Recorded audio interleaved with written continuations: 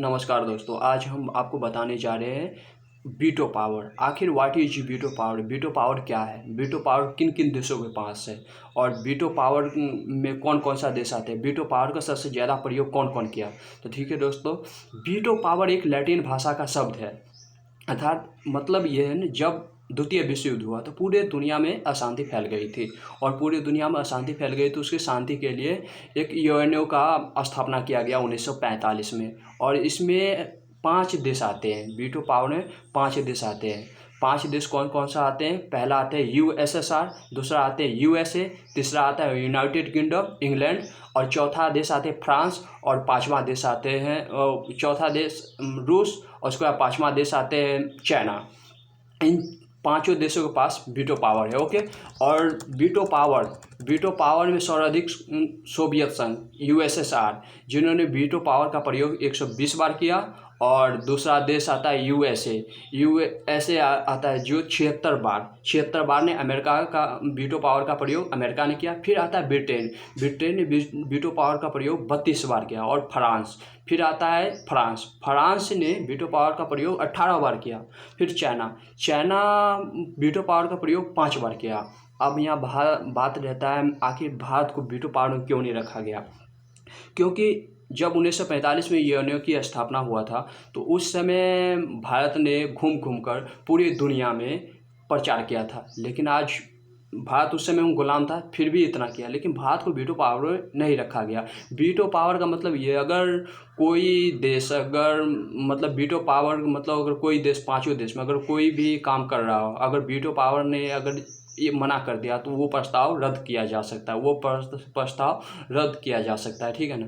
तो इसलिए जैसे भारत का वीटो पावर नहीं मिल पाया, ठीक है ना। तो भारत को वीटो पावर मिलना चाहिए, लेकिन भारत को वीटो पावर में 4 देशों ने साइन कर दिया था, लेकिन 5वां देश आता है चाइना, उसने वीटो पावर पे साइन नहीं किया था। जैसे जब द्वितीय विश्व युद्ध हुआ था तो इसका यही 5 देशों ने द्वितीय विश्व युद्ध में जीत पाया था। और इसमें जर्मनी और जापान ये सब का हार हुआ था, और चीन जो था वो जापान को भी मारा था। क्योंकि इसका मतलब तो यही है ना, जो चीन था वो अमेरिका के फेवर में गया था, तभी तो वो जापान को हराया था।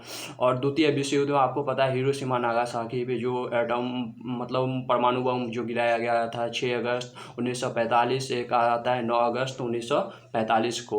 उसके बाद वहाँ की जो जापान की जो आर्मी थी वो अपने आप को सरेंडर कर दिया अमेरिका को। और जापान ने बोला था जो अगर हमारा कोई अगर सुरक्षा की जिम्मेदारी ले रहा है तो मैं अपने देश में सेना नहीं रखूँगा। तो उस समय ने अमेरिका ने बोला था ठीक है, हम तुम्हारे देश का सुरक्षा ले रहे हैं, ठीक है। तो उसके बाद जापान में द्वितीय विश्व युद्ध के बाद जापान में वहाँ आर्मी नहीं रखता है, वहाँ का जापान का देख रेख अमेरिका करता है। असल में बात ये था ना, जैसे द्वितीय विश्व युद्ध के समय में और ये जापान और अमेरिका दोनों शक्तिशाली देश थे, ठीक है ना।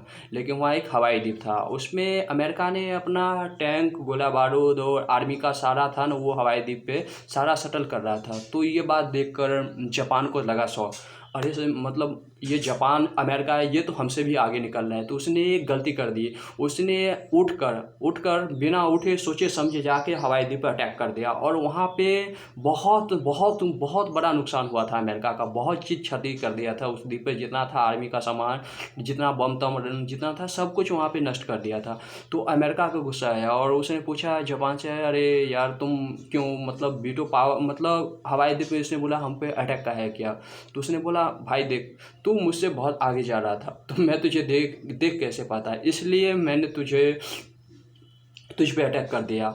और दुश्मन से आगे निकलने का एक ही रास्ता है, या तो तुम दुश्मन का कमर तोड़ दो, तब वो पीछे हो जाएगा, आप आगे चले जाओगे। ओके। तो उसके बाद क्या हुआ, तो अमेरिका ने बोला इसकी कीमत चुकानी पड़ेगी।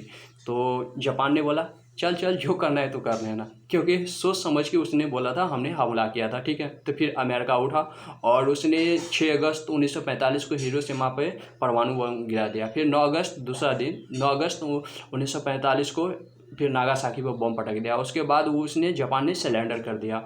और भारत की बात रहा, भारत में G4 में 4 देश आते हैं वीटो पावर के लिए। भारत ने एक सदस्य बनाया जिसमें G4 में 4 देश आते हैं। पहला पहला आता है इंडिया, दूसरा जापान, तीसरा जर्मनी, चौथा ब्राज़ील। अब यहाँ पर बात क्या पता है, जब ये 4 देश आते हैं तो इंडिया को ब्रिटेन इसको यहाँ मना कर रहा है, ठीक है ना।